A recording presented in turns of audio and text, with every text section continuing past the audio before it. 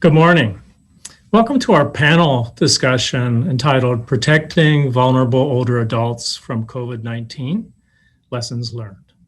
My name is Ken Ferraro, and as Director of Purdue's Center on Aging in a Life course, it is my pleasure to welcome you to this event. Thanks for joining us. I ask two things of you to optimize the Zoom experience. First, except for the panelists, I ask each of you to mute your microphone and turn off your video during the session. Second, questions for the panelists may be submitted in the chat function. So please direct your questions to Paige Ebner. Thank you.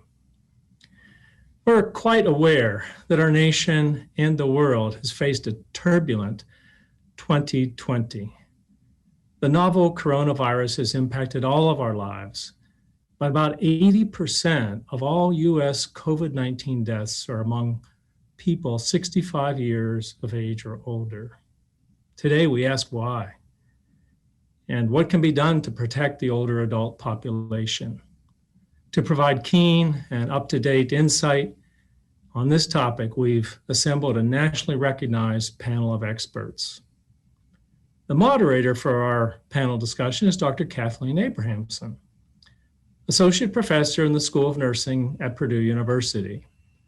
Dr. Abrahamson is widely known for her research on long-term care, especially in nursing homes, conflicts between nursing home staff and the families of residents, and evidence-based practice in nursing. Her published research appears in top journals such as Health Affairs, The Gerontologist, Journal of Aging and Health.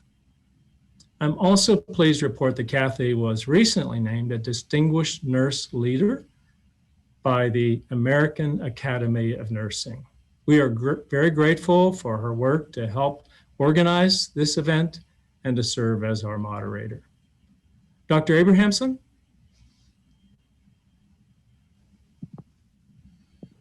Good morning, and thank you, Dr. Ferraro. I'm very pleased to be here today to moderate this discussion, which I hope will be an exciting conversation regarding nursing home residents and how they're particularly vulnerable in this time of pandemic. There are more than 1.4 million Americans, primarily older adults, residing in nursing facilities or nursing homes. And that doesn't include the approximately 800,000 older adults that live in assisted living or other residential care settings. And the risk of a negative outcome from a COVID-19 infection is particularly clear in this population for a number of reasons. First, there's some biological vulnerabilities in terms of age, multiple comorbidities, as well as some functional dependence. There's also some social, environmental, or contextual vulnerabilities within these facilities. People live closely together, they eat together, they share restrooms, they share social activities, and they share caregivers. Staff members who live within communities enter facilities and go from room to room, sometimes unwittingly acting as vectors for this disease amongst residents. And that's manifested, the vulnerabilities manifested in the nearly 45% of US COVID deaths that have been amongst nursing home residents. And that's that number is as of August 2020, August 4th. And that's true in Indiana as well, where 12% of the identified COVID infections have taken place in long-term care facilities. Yet it's about 44% of the fatalities in Indiana for COVID were nursing home residents. And we'll discuss during our panel discussion some of the complexities with collecting that data and how sometimes the numbers may be slightly variable. But regardless, it's evident that nursing home residents are at risk. And as a nurse and former nursing home staff member, it's important to note that nursing home staff are at risk for this as well and are not included in those numbers. According to a recent Washington Post article, almost 800 nursing home staff have been identified as passing away from the COVID-19 disease. Certainly that number is undercounted and doesn't include their family members. If mortality amongst nursing home staff keeps moving forward at that pace, it will make nursing home work one of the most dangerous occupations in this country, right up there with logging. So clearly residential care recipients and the individuals that provide care from them are particularly vulnerable to this disease at this time, which is why I'm grateful to have a panel of experts here to help us understand that further. First, we have Dr. Greg Arling. Dr. Arling is a professor in the Burke Chair in the Purdue University School of Nursing. He is also a fellow of the Gerontological Society and a Calc faculty associate. Dr. Arling is a health services researcher and an internationally known expert in nursing home quality. We also want to welcome Dr. Tatiana Shippey. She is an associate professor at the University of Minnesota and associate director of the University of Minnesota Center on Aging. Dr. Shippey is a sociologist, also a fellow in the Gerontological Society, and a Calc alumni. Dr. Shippey's work focuses on nursing home quality, nursing home resident quality of life, as well as racial disparities in nursing home care. We also want to welcome Dr. Kathleen Unruh. Dr. Unruh is a physician, a gerontologist, and geriatrician, and research scientist at the Indiana University School of Medicine and the Regan Street Institute in Indianapolis. Dr. Unruh's research and clinical practice focus on long-term care, and she was the principal investigator of the CMS-funded Optimistic Demonstration Project that sought to reduce hospitalizations among nursing home residents in Indiana. And she's also a provider in nursing homes in Indianapolis. And so first, each of our panelists will present a 5-minute overview of their view of the problem, particular vulnerabilities. After that, we will move on to questions, some of which were provided earlier when you RSVP'd to attend to this, some of which are my questions. And then we will move on to the questions that you all will provide during this meeting to the chat function, followed by a concluding discussion regarding lessons learned or what could have been done differently. So I now pass the podium to Dr. Arling to give us a brief overview of his perspective on the problem. Thank you very much, Kathy, for that introduction. I'm going to share with you some research that I've been doing lately, looking into a percentage of COVID-19 deaths in nursing facilities as a percentage of total COVID-19 deaths in nursing home facilities, and also cases among both staff and residents of these facilities. And I want to, first of all, just give a shout out to the news media, particularly the New York Times and the Washington Post, and also the Kaiser Family Foundation, because they've been tracking nursing home cases and nursing home deaths from COVID-19 for many months. And they really put the pressure, along with local news media, put the pressure on government sources such as state health departments and the CDC to pay attention to this issue. I think from the beginning and for the first couple months, really the deaths in nursing home facilities and the cases were pretty much invisible on a national scale. There were outbreaks in Kirkland, Washington, and other places, but for the most part, these were largely invisible. I think now we are collecting data and reasonable amounts of data. I'll be sharing analysis of data from the Kaiser Family Foundation, a data set which includes all long-term care facilities, assisted living, as well as nursing, and then also the CMS data set, which began, the Center for Medicare and Medicaid Services and CDC began collecting these data in only as late as May, end of May of this year. So they collected cumulative data, but only really were tracking it on a regular basis beginning in May.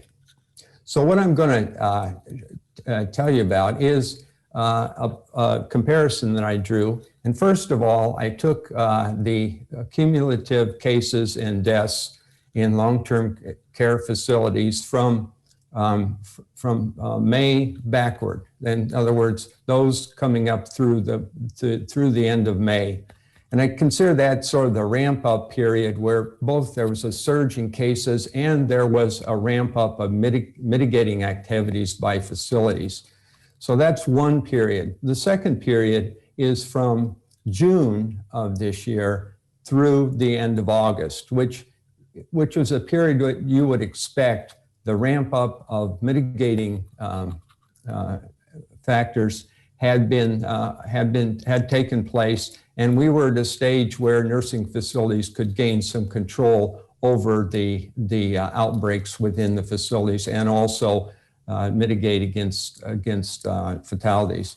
So I'll just give you some overview figures, but in the period from from approximately January through the end of May, the proportion of cases, of total COVID-19 cases among long-term care facility residents and staff was about 16%, which is a substantial figure.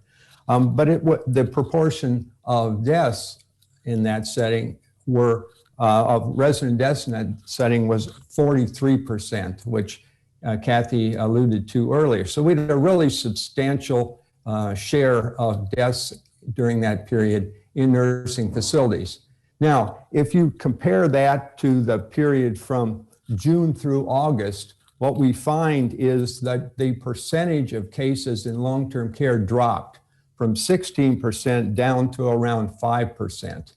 However, the percentage of deaths in long-term care facilities, a percentage of the total, remained steady at about 43%. So you had a decline in cases, basically, percentage of cases, but you had a steady proportion of deaths.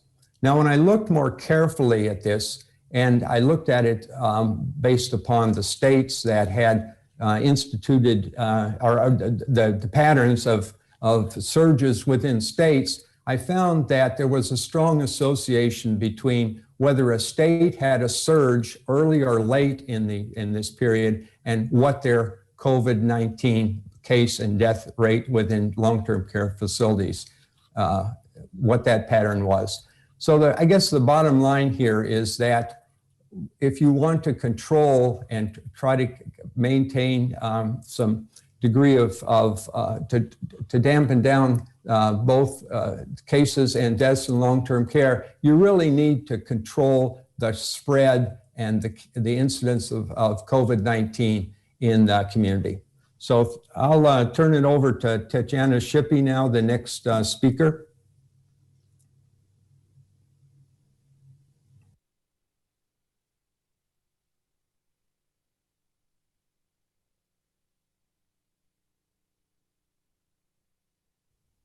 You're on mute. Sorry about that. Hello, everybody, and thank you, Greg and the team. It's a pleasure to be with all of you here today and to have a chance to engage in this conversation.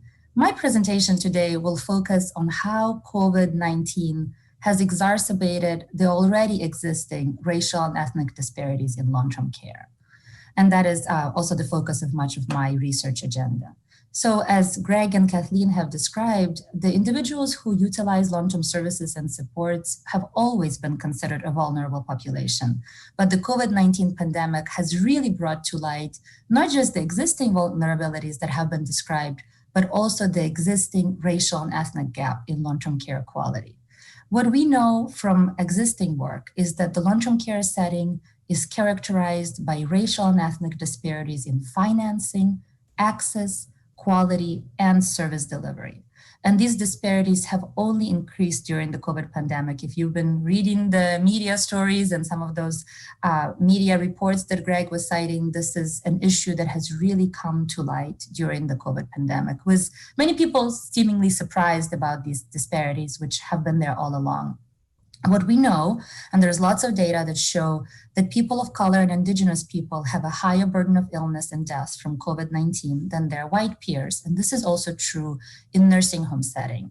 In fact, when we look at current evidence that we have about COVID-19 and nursing home disparities, my colleague and collaborator, Dr. Tamara Konecka, who is a professor at the University of Chicago, was asked to report in front of the US Senate committee. And what she said, and this is a quote, that there is a strong and consistent relationship between nursing home racial composition and COVID infections and mortality.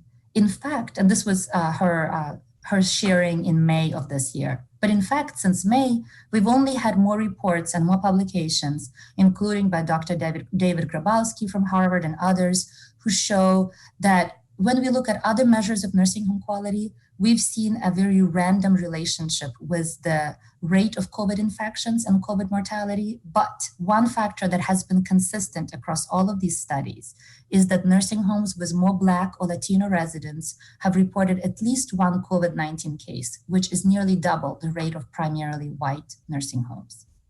So these findings that we see during COVID now and the disparities that I was describing are also reflected in existing work that we have on quality of care as well as quality of life, which is the focus of my work, which is funded by the National Institute of Minority Health Disparities. And so in the next few minutes, I just wanted to share with you the work we are on year 5 of an R01 from NIMHD that examines system-level racial disparities in quality of life.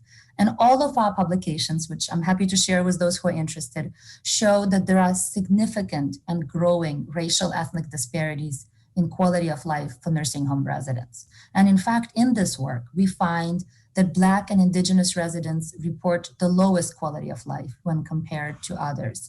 We also find that the domains of quality of life that have the lowest scores for Black and Indigenous residents are those in food satisfaction, meaningful activities and social engagement, and relationships with staff.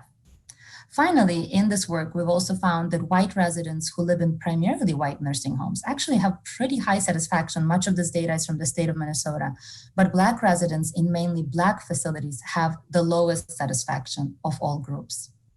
One of the publications I wanted to highlight is a recent publication which came out a few months ago. Again, I'm happy to share all of the citations, where we use methods called Oaxaca decomposition. This is a method that's frequently used in economics, which aims to decompose existing racial ethnic disparities, in our case, in quality of life. And so using these decomposition methods, we wanted to look at what proportion of the disparity of our identified disparity in quality of life is due to resident, facility racial composition, and unobserved factors.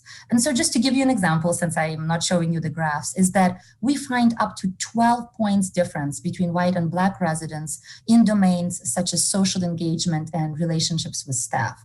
And this is a significant and a clinically meaningful difference. And when we run these Oaxaca decomposition analyses, we find that about a quarter of those differences are due to facility factors, another 20% due to resident factors, another 10% due to facility racial ethnic composition, but 30% of the disparity remains unexplained, pointing to the role that systemic racism has been playing in the disparities that we observe in the long-term care quality. Also, our work using data from Minnesota over the last 5 years has found that these disparities have only increased over time. And so to conclude, and I look forward to engaging in this hopefully more in our discussion, is our work shows that clearly we need more resources for nursing homes with high proportion of Black, Indigenous, and other residents of color during COVID.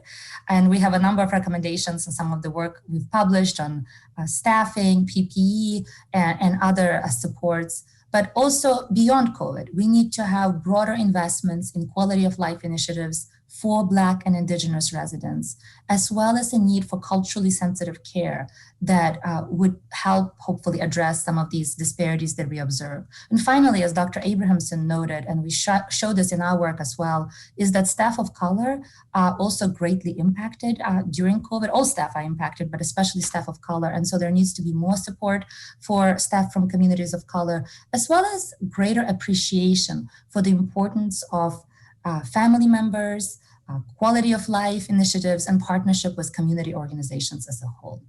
All right, and that is the end of my presentation, and I will hand it off to Dr. Unruh now. Thank you. Thank you. And so nice to meet you here about your work, Tatiana, and nice to see you, Greg and Kathy. Thank you for including me on this panel today. As Kathy said, I am a researcher focused on nursing homes, and I'm also a clinical provider in nursing homes. And so I felt what I could add is my unfortunately extensive clinical experience with COVID-19 in the nursing home setting. It's it's really pretty personal, this experience over these last months. So yes, there are strategies to mitigate, hopefully prevent, and then mitigate the spread within a facility. My facility, however, had a major outbreak this spring. We locked down and I share some of that experience with you. We locked down like everybody else, all other facilities across the country in early March. And while I echo what you said, Greg, about Kaiser Family Foundation, New York Times, and the Washington Post, I truly do appreciate them trying to put on everybody's radar screen. All of us in the nursing home world, ever since Kirkland, it's been high on our radar screen, and we've lived in fear of this. But so we did in early March what all facilities did and what CMS mandated we do, which was locked down to all visitation, cut residents off from their families, limited vendors coming into the building, switch some providers to telehealth who went to multiple buildings, and also life within the facility was completely disrupted. So the congregate meals and activities around which the rhythm of life flows in a facility were shut down. Residents were isolated in their rooms. My residents who I would go to see and used to be hard to find because, they might be in a friend's room talking to them, or they would be doing their laps around the facility with their walker. They were in their room. So it really changed the whole feel of life in the nursing facility. All staff started wearing masks. At first, it was all clinical staff. Later, it became, and is still now, everyone in that building is wearing a medical grade mask at all times. And we encourage the residents now to wear them as well if they leave their rooms. And that also greatly impacts interactions with residents, particularly those with dementia. I have to spend a minute reorienting people to who I am because they can't see your face, especially with a mask and a face shield. And testing, that's where I think we really missed some opportunities early in the pandemic. When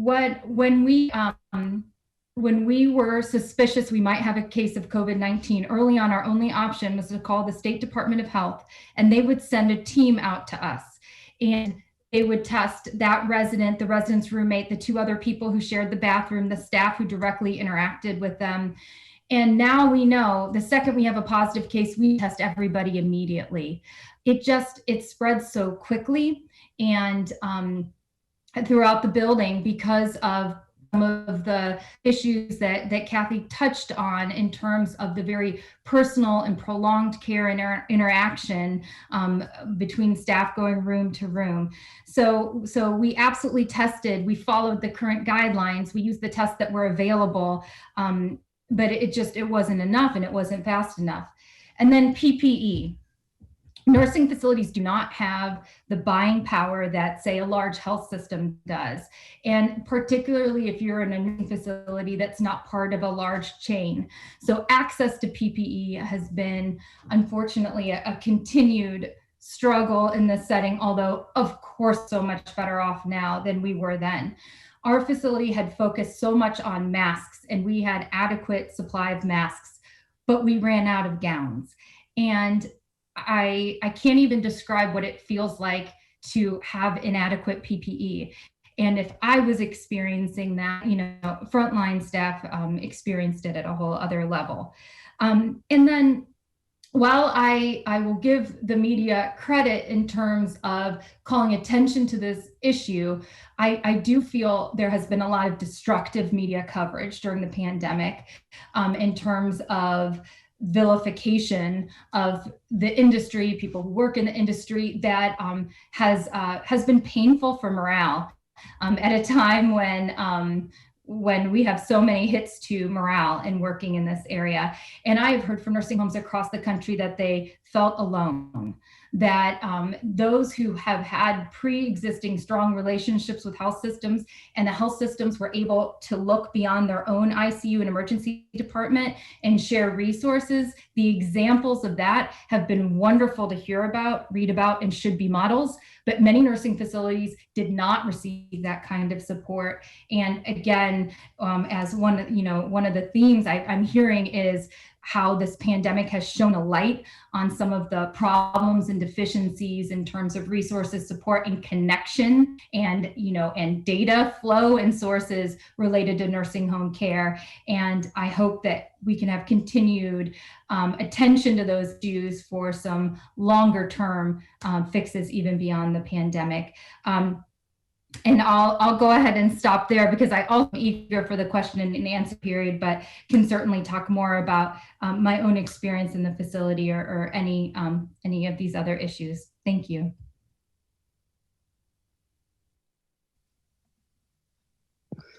Thank you very much. And I think if all of the panelists will join, we'll start the question session. I'd like to start with a question that I'm going to direct at Dr. Unruh, though I'd like for this whole session, this whole question and answer period to be a conversation between the panelists. So I welcome any of the panelists to respond. And that is the relationship between quality and care practices and the number of cases and deaths. And Tatiana noted some research that there was a somewhat random relationship between other quality indicators and cases of COVID. And Greg noted some research that cases of COVID were tied or linked to cases in the community. And so I'm wondering, as a provider who interacts frequently with other providers, if you have noticed any best practices in terms of facilities that have been able to keep control of COVID infection. I think because there has been some conflicting research on this.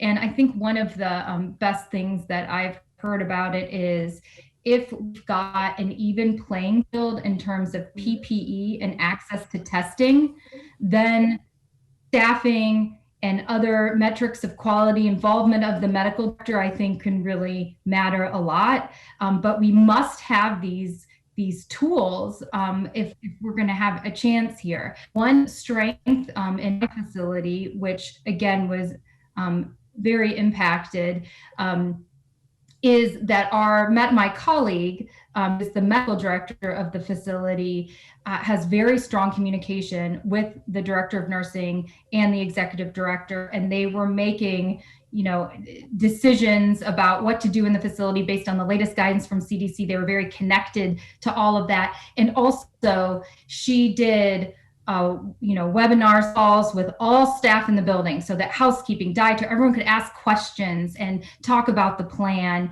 And because those have been some heartbreaking stories to read about frontline staff who felt like they didn't even know what was going on. And so I think a very basic best practice is clear and open communication with everyone in the facility. And that is something that happened at my facility and helped while the spread of the virus was devastating in our facility.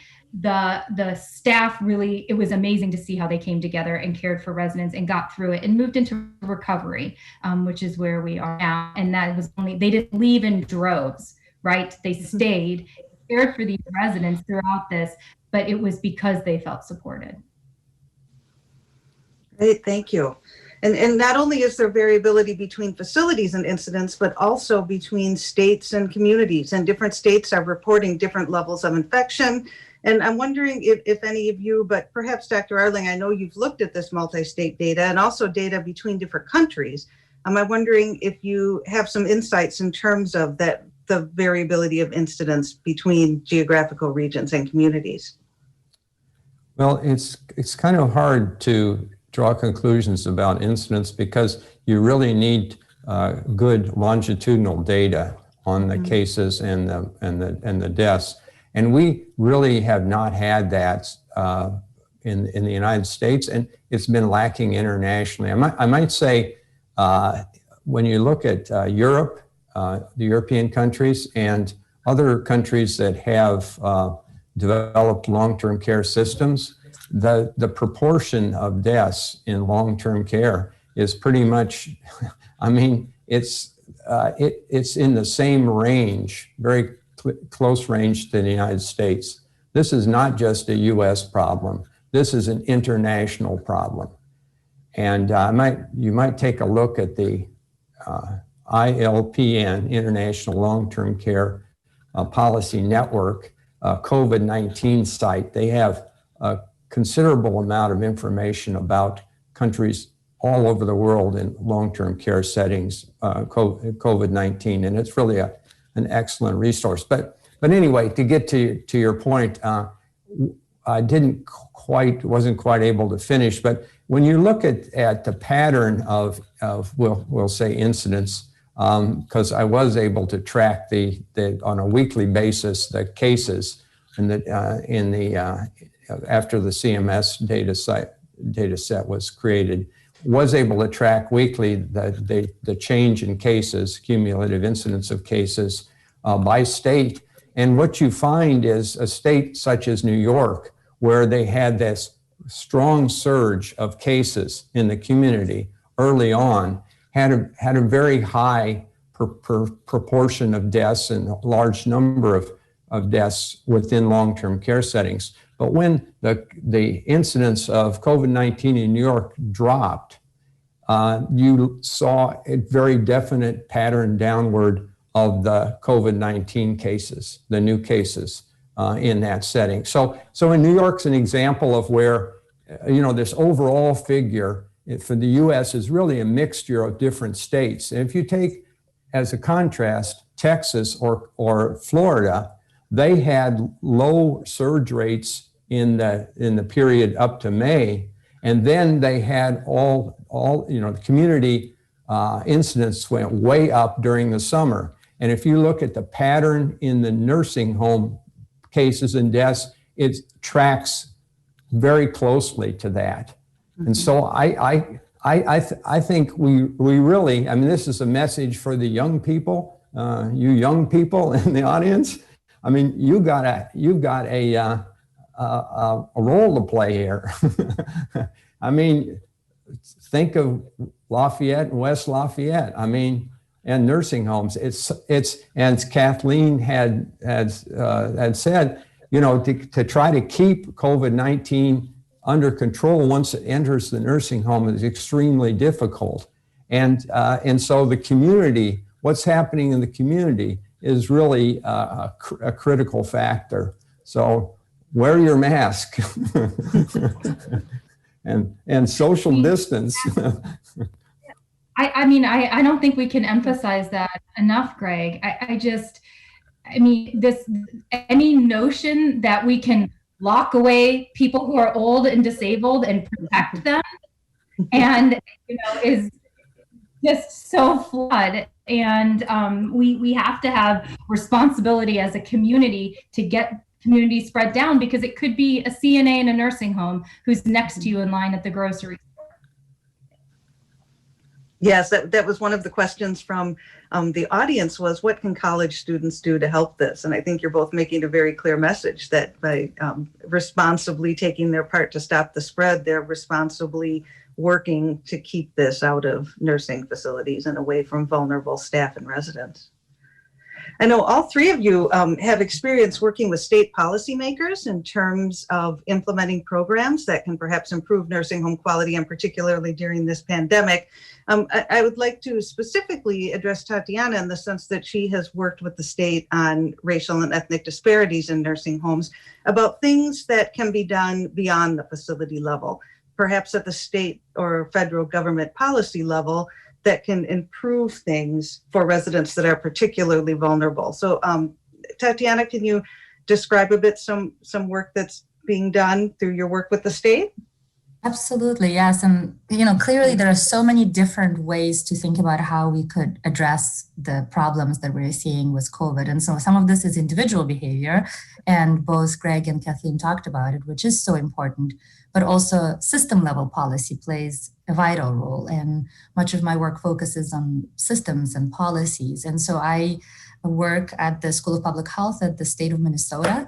And I'm very lucky that in Minnesota, we have a very collaborative environment between researchers and the state and the long-term care providers.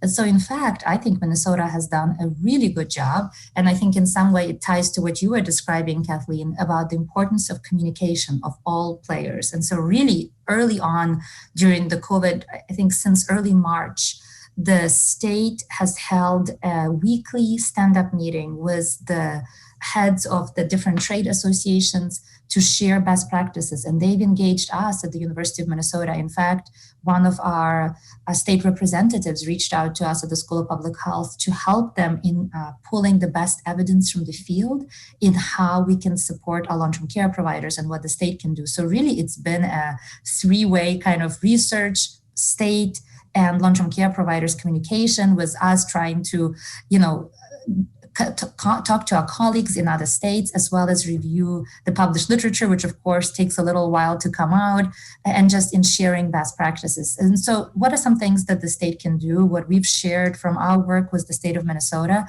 clearly, and we've discussed some of these strategies already. PPE is so vital. I know Leading Age and our other trade associations shared some photos with us, and I think those were shared more publicly, of the PPE that they received from the federal government, and it was not at all sufficient. I mean, it was literally kind of like garbage bags that had holes cut out in them. And so some of the things that the state did is trying to prioritize PPE access for nursing homes and also assisted living, because our assisted living has had quite a high incidence of COVID, but nursing homes for sure, as well as testing. Testing has been vital because, as both Kathleen, Greg, and you, Kathy, have mentioned, staff could bring in. One of the reasons that nursing homes are also so highly vulnerable is because, as we know, nursing home staff, right, the workforce, we know that many staff work in more than one facility, many staff take public transportation, and so staff are vulnerable themselves, and staff could unwittingly bring in, and could be asymptomatic and could bring in COVID into the facility. So testing has been a high priority for nursing home facilities. And then the final effort that we've engaged in was the state. As you know, much of my work focuses on quality of life, and I have heard from so many of the community stakeholders, family members, residents, folks who have participated in my work and who haven't, and who just reached out about how harmful it is for the residents' well-being to be so lonely and isolated because of the lockdown and prohibition of family visits. So in fact, I ended up authoring just an op-ed for our local newspaper because of all this outreach, in that while I strongly believe that we need to protect residents for their safety, we also need to make sure that we are thinking about them holistically and their mental and social well-being. And so I'm very happy to see that the state has now recently tailored their procedures, and they worked with researchers on slowly allowing some safeguards for how family members can come and visit their loved ones, because this is so important, especially now when people have no other opportunity to visit with each other. Yeah. So Thank you. I know the state of Indiana, I believe, was one of the first states to start allowing some modified visitation. And I'm wondering if any of you, but particularly Dr. Ungro, who perhaps has visualized this firsthand, can discuss the negative effects of the social isolation and how facilities can balance keeping residents safe while also allowing them to have autonomous lives where they're interacting with people, especially in times when technology might be limited for some of these residents. There's no easy answer with this. I don't know that we really had a race in March. There was so much unknown, but to close down to visitation, but the impacts were very real and immediate. The depression, the loneliness, and the confusion, the feelings of abandonment, of not being able to understand why daughter wasn't visiting. And it is so painful for the family members. I mean, I had a woman tell me, this is the longest I've gone without seeing my mother in my whole life, her 95-year-old mother, who then actually, that woman died a couple of weeks ago. So these last months of her life, she spent almost no time with her mother. It's truly heartbreaking. And families often will share a meal with someone in a nursing facility, bring food in, bring social interaction, bring the grandkids in. It's why someone kind of gets up, leaves their room, goes outside. There's mobility, nutrition, eating. There's all kinds of benefits that are, physical, mental, or physical related, as well as the obvious emotional. And so what we know for sure is restrictions to visitors has a very negative impact. We have seen that. And researchers will be able to look back at the MDS and functional and depression scores and document it, but we know it. We know it's intuitive. But what we don't know is the risk of bringing people back into facilities. We do know that nurses are held accountable, right, for the virus getting in. And so it's a difficult thing to manage on the nursing facility side. Indiana was one of the very first states to reopen to visitation, a lot because they, people were clamoring for it and desperate to see their loved ones. June 3rd, Indiana started with outdoor visitation if you hadn't had a facility originated case within 14 days. Indoor visitation was several weeks beyond that in mid-July. And in fact, Indiana mandates that if you meet the criteria in terms of not having a new case in the last 14 days, you must offer some visitation. I think it's 4 hours during the week, 4 hours in weekends, but it's nothing like it was, like where you used to come in when you got off work, scribble your name in the log and go hang out with your mom and her roommate, right? It's nothing like that. It has to be a process. There are new jobs in the nursing home to manage this process, to set up an appointment, to educate the family about the expectations around that 15-minute, 20-minute, 30-minute time period, mask wearing, social distancing. It feels very different. In my facility, we have a beautiful courtyard, and to get to it, you had to walk through the COVID unit. So we couldn't use it. So tents were set up in the parking lot, and no one cared. People were just so happy to see their family members again. I've also seen pictures of beautiful outdoor spaces that have been set up. So lots of challenges, no easy answers, but we just have to keep figuring it out. And we have to recognize how resource intensive it is on the nursing home side to coordinate and manage this, and also the stress that the staff feel about what to do with family members who won't wear masks, how to comply, those type of things. Yes, all of those challenges are going to get particularly more difficult as the weather changes here in Indiana as well, and some of those outdoor options go away. Just a quick follow-up, as a previous nursing home staff member myself, I'm very curious about the impact on staff in terms of, I know that caring for residents in this type of setting really is a partnership with families. And are you seeing that direct care staff are feeling a lot of pressure in terms of needing to meet all of the psychosocial needs, especially in some cases at end of life of these residents?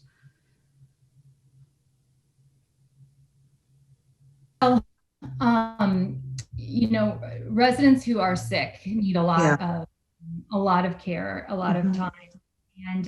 And especially if you have resident during an outbreak, if you're losing staff, right, who test positive and they may be asymptomatic and in a crunch, are actually allowed in Indiana to work in a COVID unit, but might have to be off for 14 days. And so they have even less time than usual to provide that emotional, social support.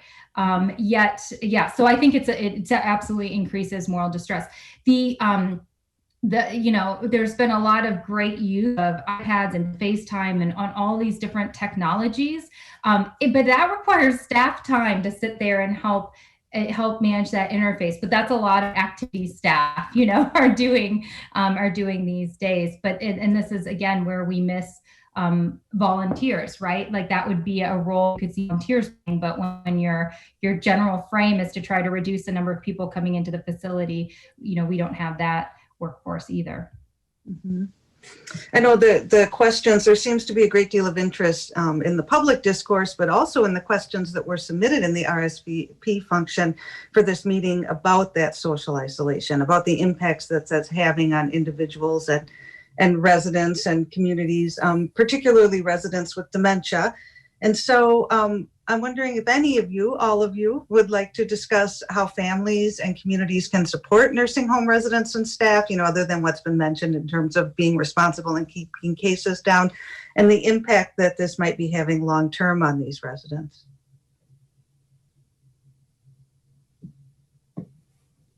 I can start. And, as I've shared, we've just heard such an outcry from family members, and especially family members of residents with dementia, in how harmful the impact of the isolation has been on their loved one and on them, right? Because it's impacting both sides.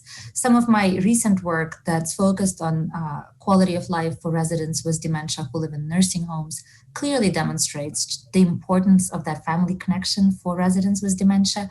And also I'm thinking of especially the BIPOC residents, Black, Indigenous, and other residents of color, for whom maybe they won't have the kind of staff similarity, right, to have that cultural connection, ability to address their needs. And that's where especially I've seen how important those family visits are, where family members have talked about how they feel like they have to fill that void, and sometimes they're educating staff about their parent, and again, the cultural and other needs that the staff members may not know. And so I know, as Dr. Unroe said, as we'll be looking at MDS data, that's one of the things we're planning to do. I'm certain that we will find very disturbing rates of depression and lack of social well-being for all residents, but especially probably for those who are most vulnerable. And those are residents with dementia. And I would also add residents from BIPOC communities, because again, often their needs are not adequately addressed in the nursing home during regular times. And so when you add COVID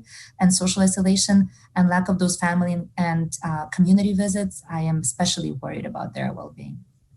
Yes, I'm interested to see if physical function scores decrease as well, given that, as Dr. Unroe mentioned, walking to the dining room every day, walking to activities, and for residents in assisted living who were taking public transportation and having a number of outings outside of the facility, all of that is exercise and mobility, and a lot of that was really curtailed. So it will be, in an unfortunate way, interesting to look at the outcomes of this.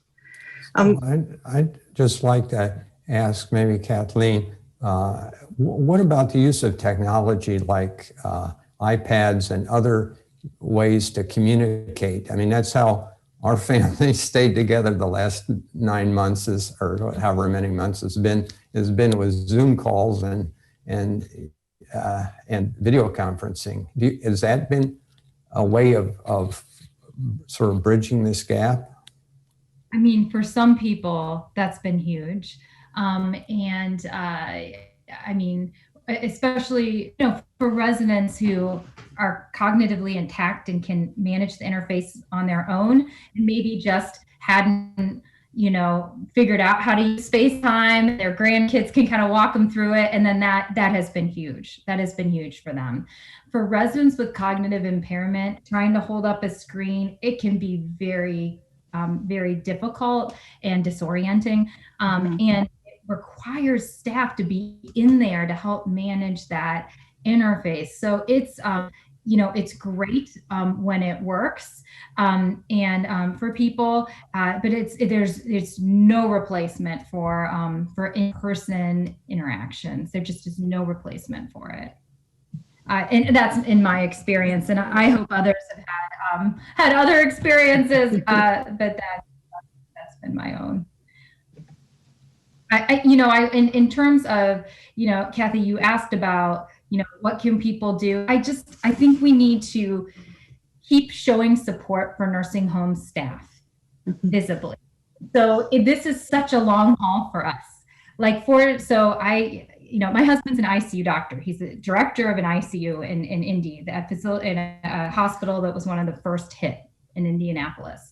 And for them, it was unbelievably intense for a period of time.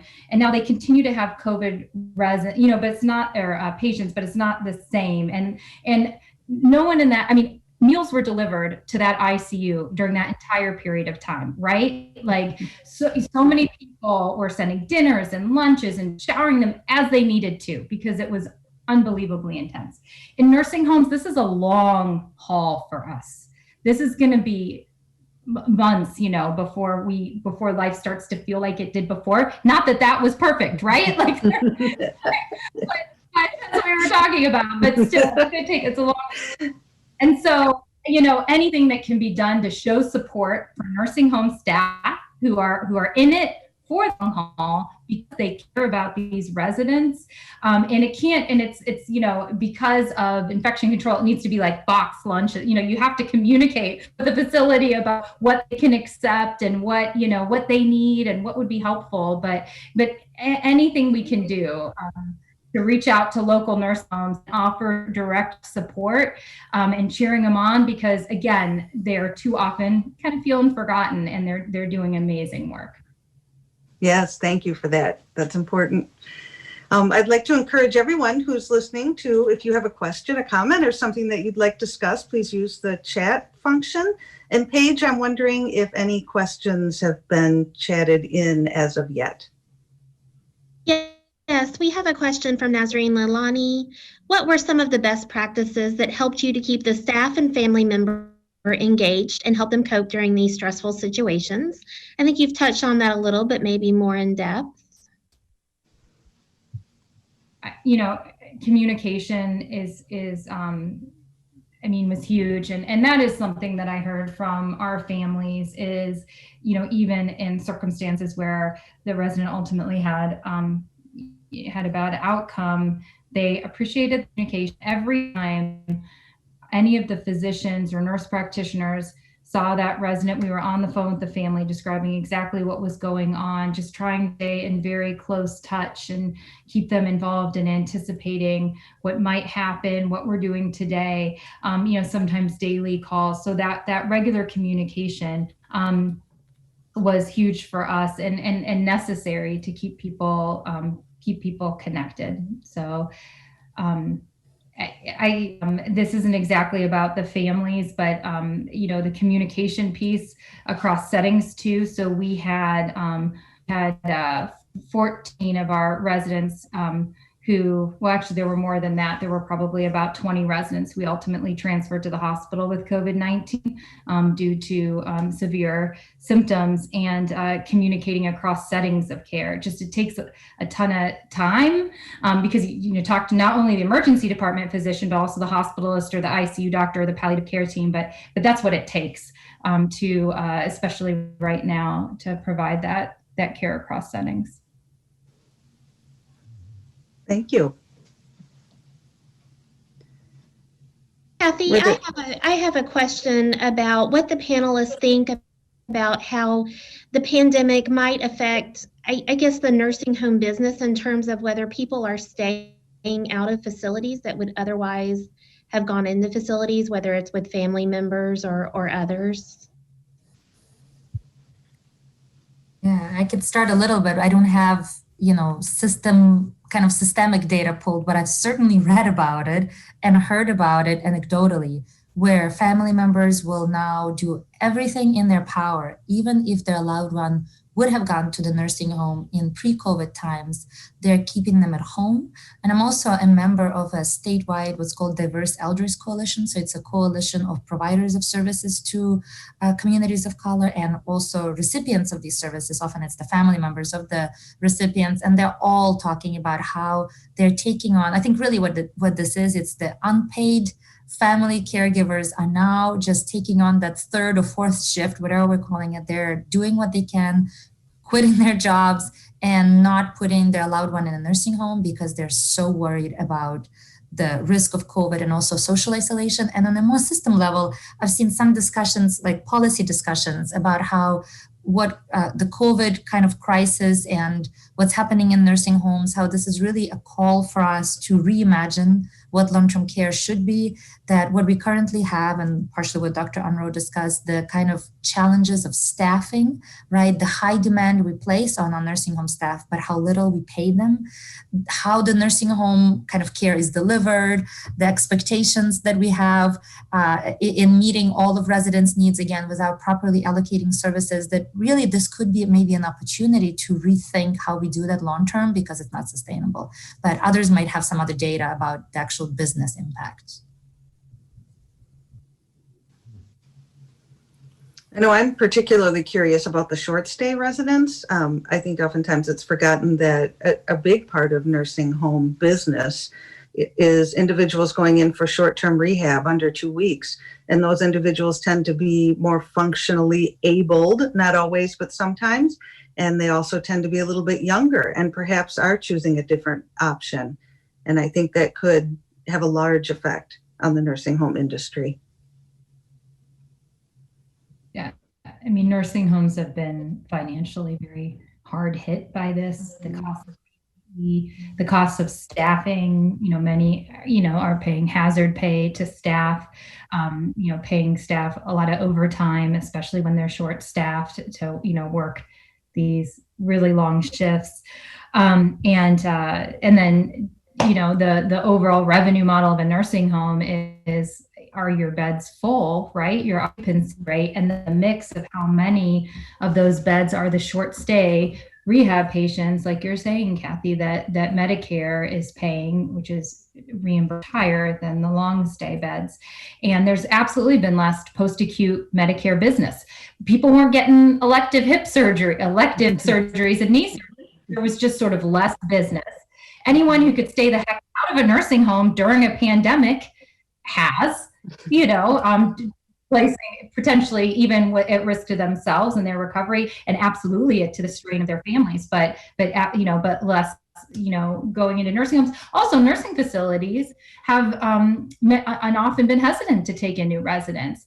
I mean, there was a lot of discourse, especially early on, about it's your responsibility to, offload hospitals, nursing homes, some of that we saw in the news media. And I mean, my reaction to that is, I've got 85 people here. Those are my priority. We can figure out other solutions to offload the hospital. I'm focused on these people who are in my facility today. So we were taking less admissions, particularly if you've had an outbreak. You're not taking any admissions for quite a period of time.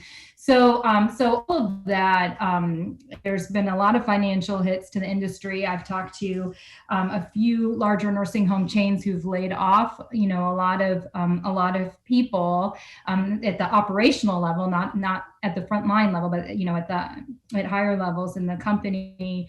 And so we'll see how it shakes out, and how it shakes up, how we do post-acute and long-term care, and if there are more longer-term shifts to home and community-based services, or inpatient rehab, short-term facilities that aren't mixed in with the long-stay population.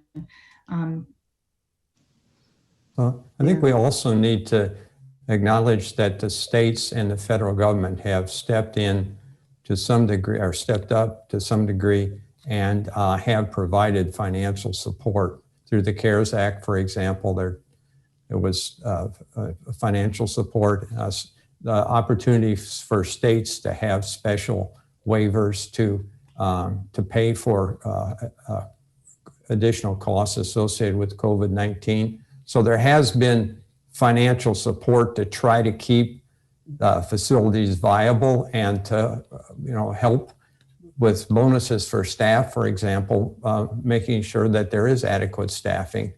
I might note that if you look at the CMS data, which tracks over the summer, shortage of staff is reported by all the facilities. Do you have a shortage of staff?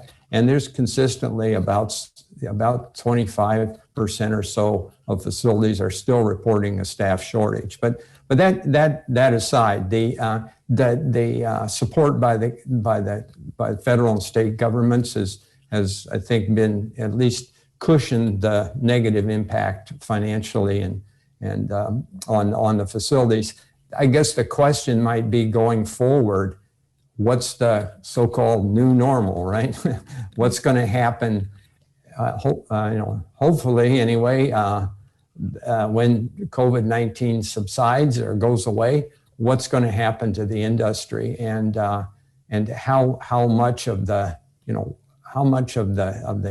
changes that are occurring now are going to be going into the future, and it's going to be, how are these structural problems that have come to light, are they going to be dealt with?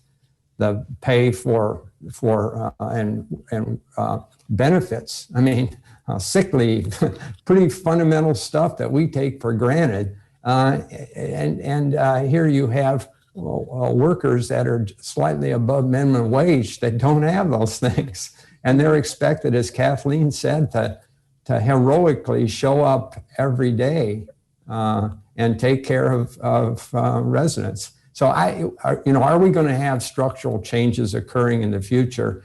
Another thing, I'll just get on my soapbox for a second. I think we've got to change the way we finance the nursing home industry. And we've got to put money and have accountability for care of people, and have a system where the money goes to the care of the people and not to some management company or some other source. And we need to that can be monitored and regulated, but we have to make sure that the reimbursement system is ending up in really providing the resources that are needed. So kind of a follow-up to that, Greg, I know you have a lot of knowledge about international delivery of long-term care, and certainly our healthcare system varies considerably from others around the globe. Is there anyone, in your opinion, that's doing this right in terms of long-term care and having a structure or system in place that was able to take on the pandemic, even if they had challenges? Well, I listened in on, most weeks there's a conference call and people present from different countries on what they're doing, and they touched on all the topics that we mentioned today: staffing, the visitation, isolation of residents, and on and on. And it's everybody's got the same problems. And I don't know of any. The UK has taken quite an effort to deal with the situation with people with cognitive impairment, and they have a number of programs there. But I'm not sure that, that any country has the situation solved. Probably, as I said initially, the best way, the way to deal with it most effectively or most comprehensively is to get your incidence rates down in the community. And if you look at European countries, they have been doing testing. They've been controlling the incidence in the community.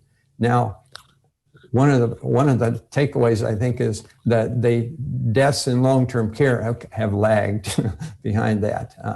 So we still need to do something about the long-term care system, but we need to attack the community problem as well. So I guess that's a long answer, but I guess the short answer is I don't know of any country that feels like they've succeeded. Yes. Paige, are there further questions from our audience? I do not have any further questions at this time. Okay. So I guess from each of the panelists, and we can perhaps go in the same order that we went in the beginning, but just very briefly, what are some lessons learned, given that's the title of our presentation today? What was done right? What went wrong? What can we learn from this in case this happens again? So Greg, I'll start with you. Well, I would say a topic that we really haven't maybe talked about so much, and Kathleen touched on it, is the role of the health systems and the hospitals and how they integrate with long-term care. And this is a chronic problem that we just don't have good integration between the two. And we've got people going back and forth all the time, and yet we don't have that the hospitals and the health systems reaching out and providing support. Now, there are examples where that happened, but probably on a larger scale, it didn't. I mean, it appears anyway that the hospitals are there. I mean, they're standing there at the emergency room door, waiting for that ambulance to show up, and they don't even ask where it came from. I mean, you know, so the siloing, I guess, of the healthcare system and the long-term care system is probably been put, a light has been shown on that with COVID-19 and the importance of integrating across those systems, and also letting the very powerful healthcare systems and the medical establishment, having them step aside a little bit and giving some resources to long-term care. And in the whole COVID-19 public attention, the attention has been on the hospitals and the surge and ICUs and only only secondarily are we looking at the nursing homes, and so we need to bring the nursing homes up to the table, give them a place at the table along with these powerful health systems, hospitals, and the medical establishment, and really forge a real integrated system, not as something that's on paper and transferring patients back and forth, but actually integration of services. I suppose Kathleen's a much better position to talk about that than I am, but I wanted to, I keep track of stories and in the paper and all, and I'm just amazed at how little attention. Well, sporadically you see stories about nursing homes, but every day you got, particularly in the spring, every day it was about the hospitals and the hospitals and the hospitals. So anyway, I'll stop rambling. No, that's great. Thank you. I would really second what you shared, Greg. Our Association of Medical Directors for the state of Minnesota, so the nursing home medical directors, they also penned an op-ed where they talked about the invisibility of long-term care industry, and that COVID has brought that to light, right? So the investment and prioritization of acute care, and in many ways that's tied to the ageism in our society, right? Let's call it what it is, because who gets care in nursing homes? Well, the sick elderly people. I'm using the sort of ageist terms because those are the terms that are often used, the disposable people, right? And I think one of the other things that COVID has really showed us is just the prevalence of ageism that we have, and why it is that, we segregate our older adults into long-term care. And even though they are the ones who are facing the highest risks from COVID, as you've shared, Greg, right? Same with stories for us. Look at this younger person, who died from COVID, and now we really should be worried about it, when in reality, we don't have the same valuing for the lives and the dignity of older adults. And so what our Medical Directors Association for Minnesota called is, yes, greater valuing of the lives of older people. And with that, we need more resources, and again, rethinking of how long-term care is delivered. Part of that is greater integration across the healthcare system. I teach for our Masters of Healthcare Administration students. We're, a third-rated program in the country, and yet none of our curriculum dealt with long-term care, because all that our MHA students are learning is how to do acute care. And so now we're talking about, well, wait a minute, there is this long-term care piece, right? Like some of your patients are going to get rehab in nursing homes, and that's the piece maybe that they're interested in. So I'm not dissing my own program, but I'm saying likely it's happening in other programs as well, where our students who are learning about healthcare administration are focusing on hospitals. So it's education is another aspect of how we need to start addressing this issue. And just one more thing that I would add in lessons learned is that we need to value more the workforce. Our long-term care workforce is essential for standing up the needs of our older adults. And again, it's pay and conditions of work. And I know that a colleague, Rachel Werner from Penn, has also written a policy brief where she's sort of saying, no, we don't need to throw out nursing homes, we don't need to completely abandon the model, but we really do need to rethink, if we want it to work as it should work, how it is that we're going to care for our workforce.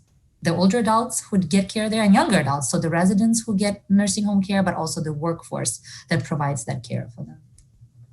Yes, I cannot second that any more strongly. I think if anything positive can come from this, in my mind, it will be that light has been shown on disparities and on the nursing home workforce and the model of providing care to nursing home residents. And exactly what you said, the prioritization. Every time I turn on a media source and hear someone say, well, it's mostly nursing home residents that are dying, I just cringe, as if they aren't humans and who have a right to dignity.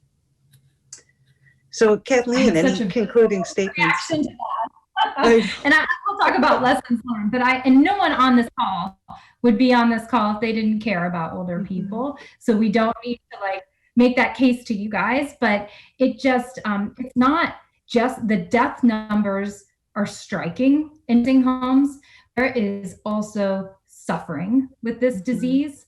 Yes. And I did have a handful of residents who were mostly asymptomatic, fatigue and weakness, but mostly asymptomatic, which is amazing for people who are already so frail. But the majority of people were sick with this disease, and 20% died. And the ones though who were sick, I mean, they were delirious, frightened. They weren't, anorexia was universal. So, 20, 30 pound weight loss, deconditioning. One 9-year-old man developed pressure ulcers. It just, there was a lot of suffering with this disease. So the importance of keeping it out of the nursing home is not just to save lives, but to prevent the suffering associated with having COVID-19 and then this long tail. We are months, I can't believe it's September, months out from our outbreak. And still yesterday in the facility, we're like, okay, she hasn't quite got back to her baseline. It just, it is, it's a terrible disease. In terms of lessons learned, clearly testing specific to COVID-19 is critically important. And there are brand new mandates where, I was tested yesterday. Staff are tested based on county positivity level now, and that's mandated. And every facility in the country is figuring out the logistics of how to comply with that. I think another lesson learned I want to mention though is data. One thing that's been so frustrating for us researchers, especially early on, is just trying to get a grip on what's happening in nursing homes, because even states that have great health information exchanges have not figured out or prioritized getting nursing home data into those health information exchanges. And so even if you've got a great statewide health information exchange and you can spit out on your ventilator capacity, you couldn't say of all the people who are hospitalized, here's even who came from a nursing home. Yet there is data on nursing home residents. There's the minimum data set, the NDS that is collected on every single nursing home resident at regular intervals.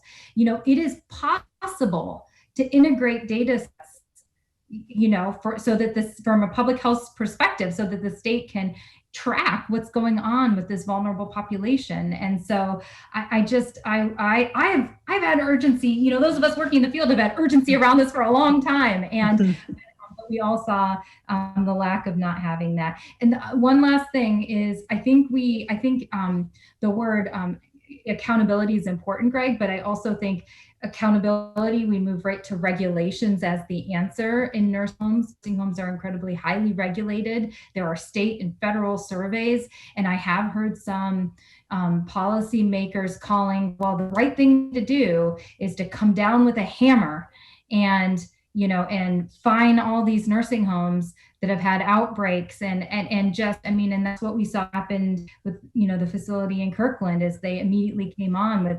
$600,000 of civil monetary, of fines. And I think that as we're rethinking things, let's think about the punitive regulatory environment that we continue to use to regulate this industry and how much it really is helping versus creating a reactive and perpetuating a very reactive culture in facilities. So I agree with you totally about the regulatory response and the finger pointing, and it's not helpful and it's not accurate. I totally agree with that. And the idea of regulation, I think we can improve our regulation to start rewarding high quality rather than penalizing people for poor quality. But anyway, what I was talking about is accountability of how the money is being spent.